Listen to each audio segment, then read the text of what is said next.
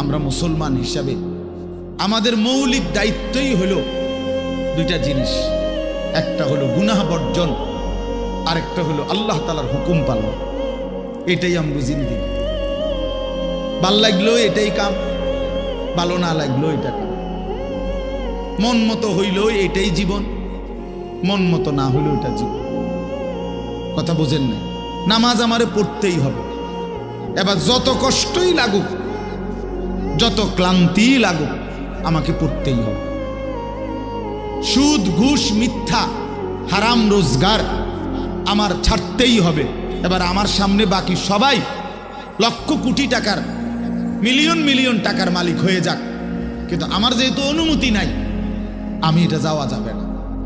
এটাই মুসলমান, এটাই জীবন, এটাই তাকওয়া।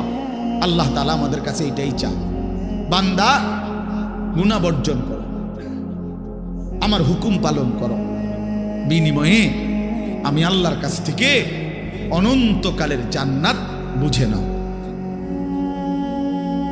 এটাকেই বলে তাকওয়া।